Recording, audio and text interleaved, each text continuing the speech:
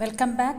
Let us start the chapter tissue, chapter 6 on page 68 and 69.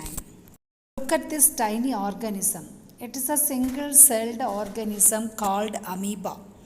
It can take food and do respiration and exchange gases and eliminate waste product, etc. But look at the organisms like human beings, birds, animals. They are multicellular organisms. Our human body is made up of billions of cells. Each group of cells called tissue, they perform different functions.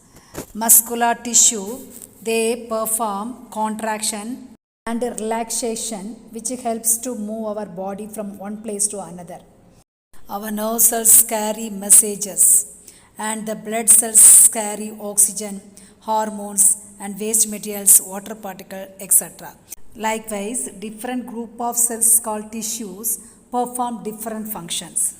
Thus, our human body shows division of labor, and also all the multicellular organisms also show division of labor because their different tissues perform different functions. Here question is, what are tissues? A cluster of cells or group of cells together form tissue. Are plants and animals made of same type of tissues? No. Plants and animals are made of different types of tissues. Plants do not move from one place to another. So they are having specialized dead cells which gives mechanical or structural strength to the plants. But animals move from one place to another in order to search food, shelter, etc.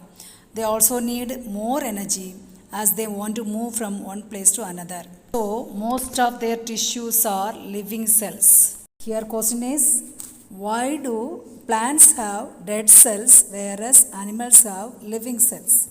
Most of the plant cells are dead because plants need less amount of energy and need less maintenance. Only they need structural strength. That is what these cells are made up of dead cells, whereas animals need more energy in order to function out their body purpose. Each organs has to function, no? So they need more energy and they want to move from one place to another. This is the reason animals have living cells. In terms of growth, what is the difference between plants and animals? All the parts of the plant do not go for growth. Only the particular region in the plants like tip of the root and the tip of the stem go for growth. The rest of the part do not go for growth because they don't have dividing cell. These tip of the root and tip of the stem and nodes, they are having dividing cells. They go for dividing, so they shows the growth. So branch comes and root downwards it grows. Tip of the stem grows upwards. But in animals, every part of the organism shows growth. Based on the dividing capacity of the cells, these plant tissues are classified into two types. They are meristematic tissues and permanent tissues. But in cell growth of animals is uniform. Look at the classification of plant tissues. Plant tissues are classified into two types, meristematic, that is dividing cells, and permanent tissue, non-dividing cells.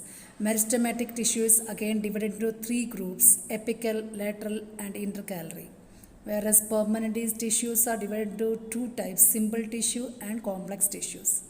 Simple tissues are further divided into three types, parenchyma, sclerenchyma, collenchyma. And the complex permanent tissues are divided into two types, phloem and xylem. Xylem is a water conducting tissues and phloem is a food and mineral conducting tissues.